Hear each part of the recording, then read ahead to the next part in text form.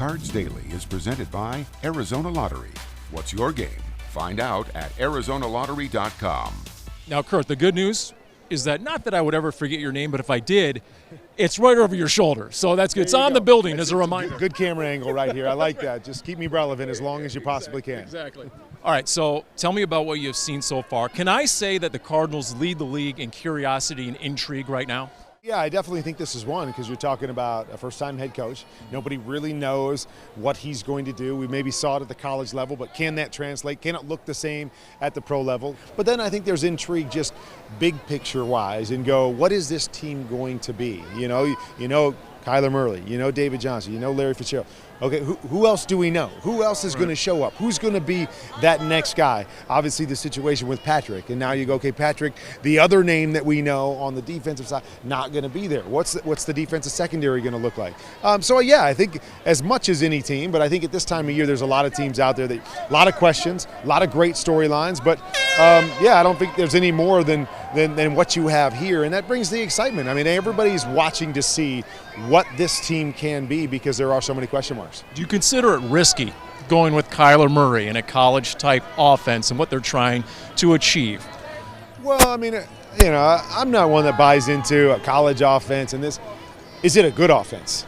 Bottom line is, does it make sense? Does it fit your personnel? Does Kyler, does it fit what his strengths are? And can he play within it and you accentuate what he does so well? And so I don't buy into all that stuff. To me, it's about creating an offense. I don't care if it's a high school offense or a college offense or a pro offense or whatever. Create an offense that fits your players and allows them to play their game at the highest level. And that, to me, is a good offense. And so, yeah, again, but you got to find the pieces. You got to figure out. You can't just say, well, this is my offense and we're going to fit people into it. You got to be able to create around your players. Well, once upon a time, you led a very innovative offense in the greatest show on turf. Right. Could this be as revolutionary, potentially? Well, I look out there and I don't see Marshall Faulk or Isaac Bruce or Torrey Holt or Azakim. I don't see all of those guys. Okay. And so that's what made us so special is we had so much talent on top of the innovation of Mike Martz. I don't know if you're going to get as innovative because the game has changed dramatically in how it's played. But again, I think anything that's new, we've seen it at different times. Chip Kelly came in with what we would call the college offense a few years back, and they put up over 400 yards a game, and they scored points, and they went fast. And it worked out really, really well for a while. And then the league starts to catch up. And that really becomes the key to everything. You can be innovative, and you can bring an offense that kind of catches people off guard, and you have some excitement early. But teams always catch up to what you're trying to do. The bottom line is, can you do it better than they can stop you? Or can you be innovative and always changing and always creating new things that another team can't get ready for? And again, those are questions that I look forward to having answered when the season starts, is what this team is going to be, how they're going to evolve, as the team maybe catches up to what they're doing or catches up to a Kyler Murray, right? Pat and Robert Alford have already mentioned how accurate he is, that they were surprised by that. And they attributed some of it to baseball, the Russell Wilson, the Patrick Mahomes. What have you seen, just a little bit you've seen of Kyler? Well, the one thing, there's certain attributes that go into being accurate. It's the ability to throw with your body, because then you're always leading and your whole body is going in the direction of your throw. Compacting your throw so there's not a big windup. There's a lot of movement in your arm. If you watch Kyler throw, those are two things that you see. Very compact. He has the ability to throw with his feet in different positions, so it's coming more from his core, and that's leading him. And then I watched him in college, and he had a little more of a windup. When I watched him in his pro day, I thought he tightened up his release. And you watch him out here, and it's very compact. So the less movement you have with your arm, the less opportunity you have to miss. And so I think those are a couple things, whether it's baseball related, but you bring those two things to the party along with a very talented young man, I'm not surprised at all when I watch him throw that the ball comes out accurately.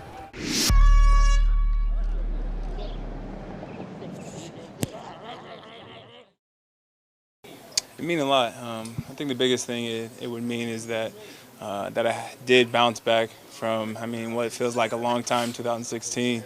And really just for me, it's been a personal goal of mine ever since I really got into the league. And now I'm already on my 5th year, and I've only been close to it once. So for me, it's more like my pride and, what I wanted to accomplish in the league.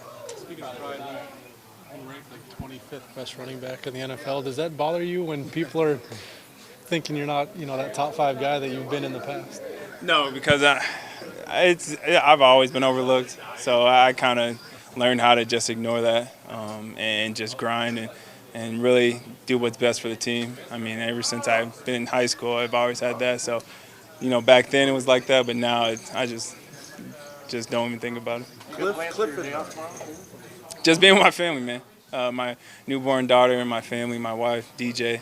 That's my biggest thing, just hanging out with them. Cliff and Kyler have said the offense doesn't work unless you are a big part of it and it all starts and ends there. But what did you hear about this offense when you saw the changes coming? Were you thinking, oh, great, here we go, pass, no more me? No, I didn't hear about that at all, actually. Like I've been saying, I talked to Christian Kirk before they even got here. He played a little bit in that system, and he said running backs were utilized a lot. And especially, like you said, it feels good to know that Coach and Kyler are saying that about me.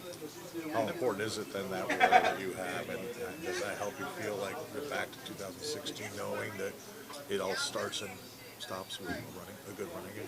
Yeah, it definitely makes me feel that that it is getting back to 2016, and I'm very excited. And I can't wait for the season to actually get going with the regular season. And I got to make sure I know everything inside and out of the playbook. How's your line look? Line looks great. We got added some new great additions. J.R. Sweezy, Marcus Gilbert. Those guys are great. And then the guys coming back from injury. I think we're going to have one of the most dominant O-linemen in the league. With that sense of the creativity that Cliff has, do you feel like he'll get the ball in camp and he'll got a lot of room to run? Yes. Oh, yeah. That's the biggest thing I've heard. Again, talking to Christian, talking to Coach, is that it'll be way more open area for me, less of a lot of D linemen and linebackers. There'll be more space for me to create and be effective. How big of an adjustment is it to take a handoff from the shotgun as opposed to, a QB that's under center? Is there much of an adjustment?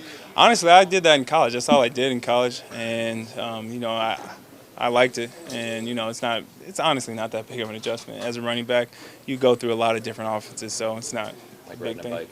Yeah, exactly. The fact that Kyler's a threat to run, what does that do for running backs and running lanes? Does that go all that much more to keeping defenses honest and maybe creating room? Exactly. It's going to keep defenses honest, especially the DN. Most of the time, back at previous years, DNs just slammed down right at me, and now they really got to try to read it. And Kyler's a fast guy too, so it's going to really make them honest, and I think it's going to put them in a bind. How many rushing yards do you think he'll end up with? You got a sense for that? No, not at all. I haven't even thought about that. He probably have a lot, man. We'll see. One thing I've heard is his growth from the mini camps to now. Have you noticed growth in Kyler?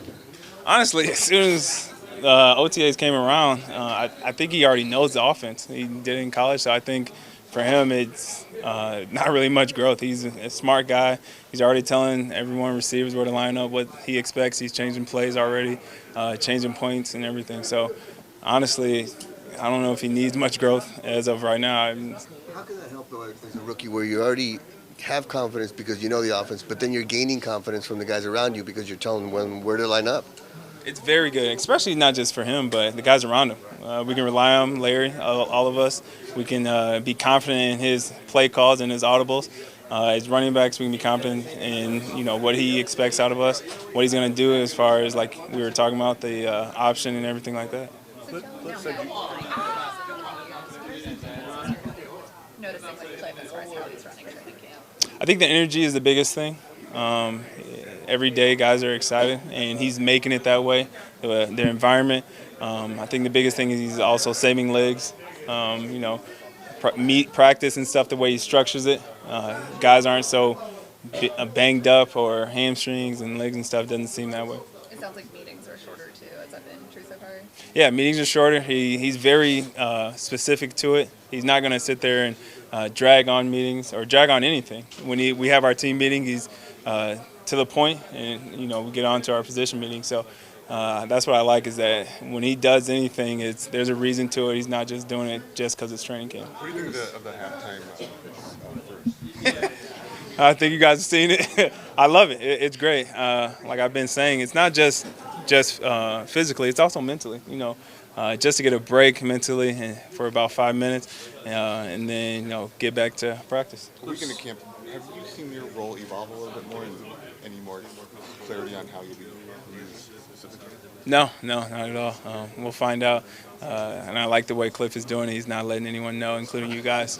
And I'm going to keep it that way as well. Cliff said you're antsy. You want to jump in every drill you can. You're always hanging around him. Hey, use me. Let me do this. Why is that? Oh, just because, I like to, grow and get better. And the biggest thing is I want to know exactly ins and outs of the offense. So if he calls my number, I know what I'm doing.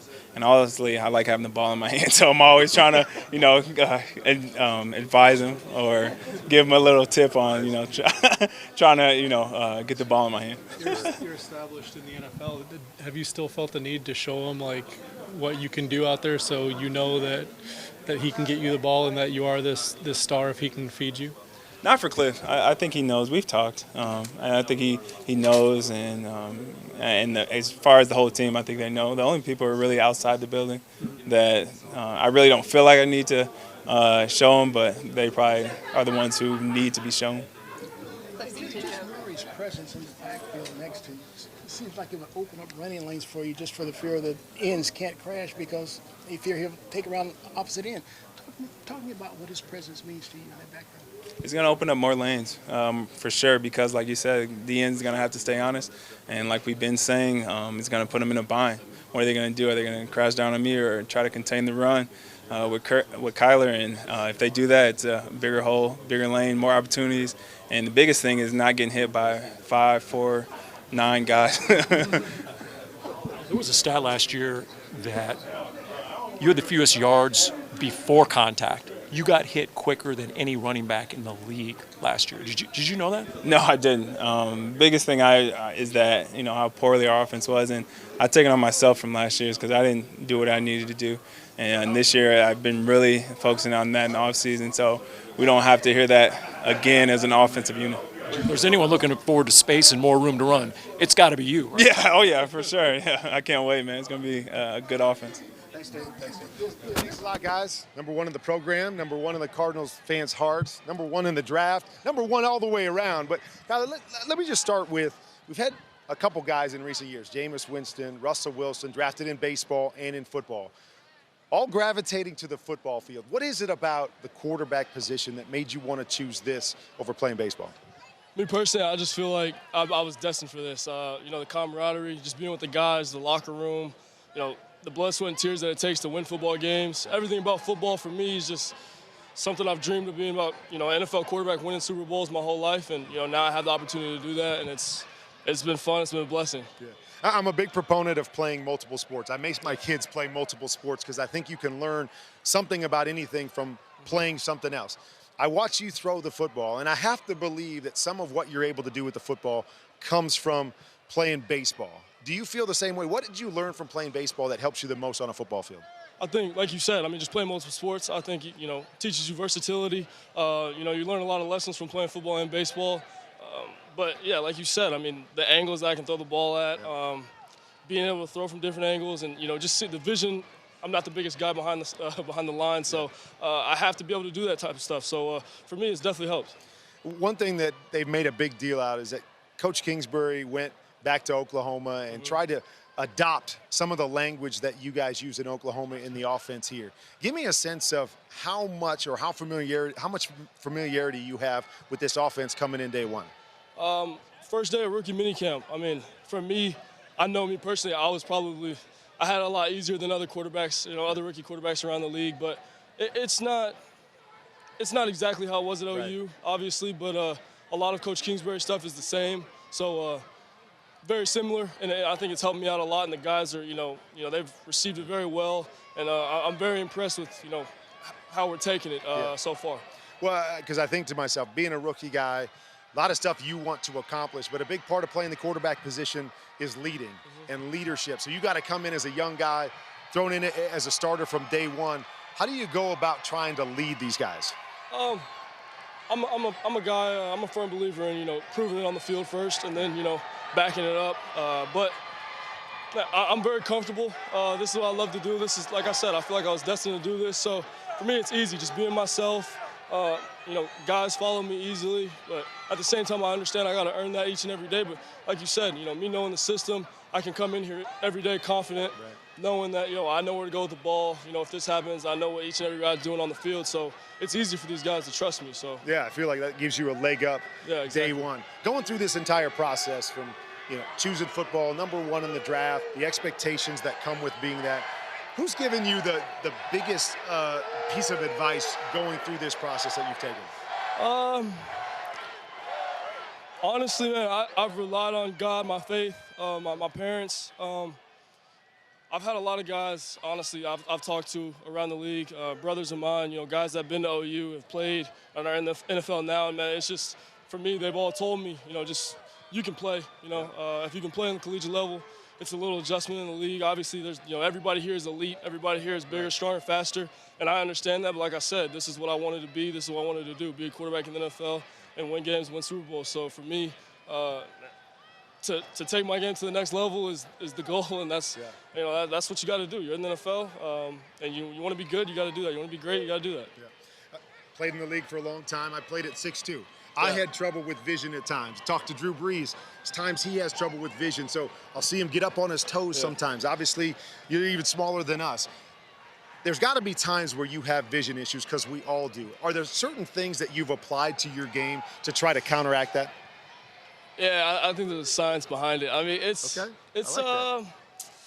you gotta. I've learned, making mistakes in college. When I came from high school to college, that's when I really kind of got the start of the vision issues, just because guys were tall, my O linemen were bigger, D linemen were bigger, and just figuring out how I need to play my game. Being around Baker, he's not the tallest guy either, so seeing how he operates, and you got to learn to fail. If you throw a ball and if you didn't see the guy and you throw it, it's like, would you have rather turned the ball over or held on to it and live to see another down? So there's a lot that goes into the decision making, but at the same time, I pride myself on being one of the smaller guys, so it doesn't really bother me too much. Well, no, and again, it's an issue. There's times I'm throwing at the top of somebody's helmet because I'm just seeing it, so I know it's an issue for everybody, and you got to develop that. Last question for me is that I know that you're competitive, and just hearing you talk, I know you've got a lot that you want to prove that this was the right decision, that the Cardinals went out and made that move, and it was right to pick you at the number 1 spot. Just tell me, this next season, what does it have to look like for you to prove that you were the right decision for the Cardinals? To be honest, people may think I'm lying, but I don't really feel like I have anything to, prove to anybody out there. I play. They're not the reason I play the game. So for me, man, just going out and lead these guys to wins, and a successful season, make it to the playoffs. And people may think I'm lying. I want to win the Super Bowl. That's why I play the game. So for me, that's the goal. But I'm not going to speak on the future. I take it day by day, and that's my job, to lead these guys to wins.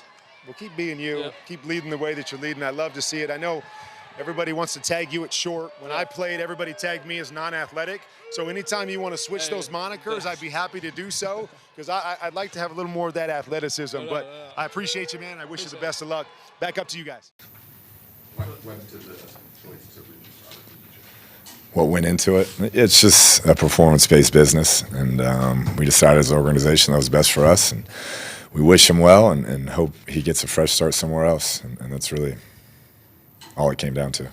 So Chandler Jones and Marcus Gilbert, Corey Peters had to look like the day off yesterday. Were they nagging injuries or just veteran? No, just veteran days off. Yeah, we've kind of plotted those ahead of time and wanted to make sure we got those vets some extra time off. When you went back and watched the film, what stood out to you? I thought at times there was good physicality in some of the run games. It's always an adjustment period when you put the pads on, but I like the energy. A lot to clean up, but hopefully we can get better today. How did Kyler look? Not bad. Some interesting defensive looks, I think, in the red zone that he hadn't seen, and so we'll learn from those and move forward. But I just like the way he's approaching practice and approaching being in that role. When he does something like yesterday where he throws across his body and gets picked off in the end zone, do you almost like that in the sense it's great to learn from these mistakes now as opposed to in September? Yeah, no doubt. You want to see what you can get away with during training camp, particularly the first week, and he's made plays like that his whole life, and so you're not going to reel him in completely, but hey, okay, let's learn from that, particularly down there. It's third down. We know we got a field goal. that can't happen. But he knows what he can do and what he can't do, and the speed of the game is something that he's going to continually get adjusted to. Do you push Vance to throw some outside the box looks at him? Yeah, he does already. You know, Vance is an attacking mindset defensive coach, and that's what I wanted, and that's what he does. And so Kyler's getting a vast array of looks and pre-snap things rotating, and that's only going to make him better. Who's getting a bet day off today, anyone? We are. Suggs, Fitz, and there's one more, but it escapes me. What did you think of the offensive line, defensive line pass rush drill? I think it was good. You know, those guys, we like some of the additions we made on the offensive line and defensive line, and those guys, they bring an element of competitiveness and toughness, and that's what I'm seeing from both those groups. What has KeeSean Johnson done to impress you so far in camp? He's picked up the system really, really quickly. He's a smooth route runner. We knew that coming out. We thought he was one of the top 2 pure route runners in the draft, and it shows. I mean, he can get in and out of breaks, great hands, competitive catches, as you've seen throughout the first couple of days. And so he's got to keep working, got to get stronger, got to continue to hone his craft. But, you know, he's a football player, and he's off to a solid start. What kind of, sorry, thank you. What kind of influence does Terrell Suggs have in your locker room? I mean, that's Hall of Fame championship pedigree, I think, and a guy who wanted to be here. You know, he kind of searched us out to come back home and be a part of this, and so when he speaks, everybody listens. I mean, he's been where everybody in that locker room wants to be, and he's still doing it at a high level, and has great energy, great juice. He's always talking, always keeping it, you know, upbeat, and that's great for our entire organization. You said there were things you got to clean up. What items do you want to see happen this coming week that's going to be crisper, cleaner, more efficient? Yeah, I think first and foremost, the pre-snap penalties, got to eliminate those, whether it's false starts or jumping off sides. And then we got to be able to practice staying off the ground. I think way too many bodies on the ground, that's when people get hurt. And so those will be emphasis today. What do you recall from your first training camp in New England? Was it a feeling of being overwhelmed? What was it like day to day for you? Yeah, it's a cultural shock coming from Lubbock, Texas, that's for sure. But no, I think anytime you go on and you see Tom Brady, you're like, wow, this guy is. I mean, I remember thinking like I've never seen anything like this, and then it goes on to be the best ever. But I think it started with him, and then just Coach Belichick's attention to detail. I mean, every day you're going to do everything right, every person in that building, or you're not going to be there. And so it was a great learning experience for me.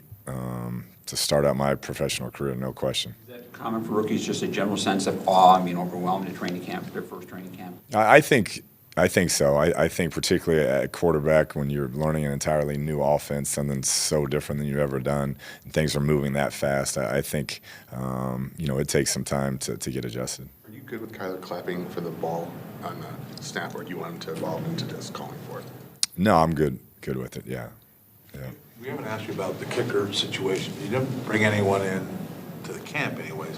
Why is that, and does that tell us something about what you think of Zane? Yeah, we are very high on Zane. We felt like he had a tremendous spring, and that was a big evaluation period for us to watch him and kick him with a lot of confidence, and that's what we want.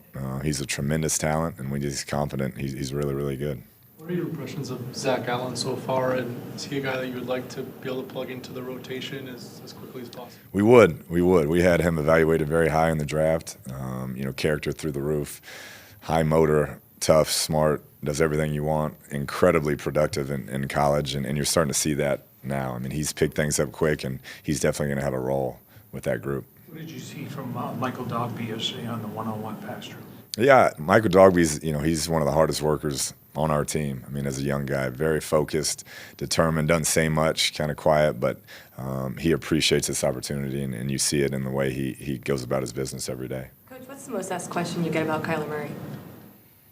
I think it's what have you learned about Kyler that you didn't already know? Yeah.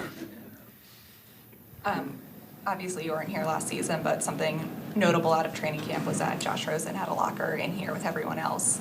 Given that Kyler's going to be the starter, was there any discussion on having him in that room too? No, I didn't want to break that group up. Those guys got to earn their way into that locker room, and he's going to do that. You got a day off tomorrow with the guys. How's that affect your thinking and how you plan for the week then? Yeah, it'll be kind of a regroup with our coaches, our scouts. We'll go over evaluations tomorrow and use that time to prep going into the next week. And so it'll be a good day for us to kind of see where we're at, what do we want to change, what do we want to tweak, and go from there. After you broke down the team yesterday, it seemed like you called the rookies over together. What was that message? Yeah, we're just talking about life. Specifically what? I mean, I won't get into it, but it was just a life chat. With Robert being cut, Phylon obviously is of the utmost importance at defensive end. You guys wanted Robert to be a defensive end, from tackle. Where is that position like with Darius? Yeah, we like what we've seen. I mean, he flashes one of the best get-offs, I've seen, and I think once he gets comfortable in our system, he's just going to get better and better. And Zach's another guy who can play that position, and so we felt like we have good depth there, and are excited about those two guys. How was the fan support here when they put on the pads yesterday? This is awesome. It's been great since we started. People are passionate about this organization and this team, and we want to give them a product that they can be excited and proud about. Thank you. Thank y'all.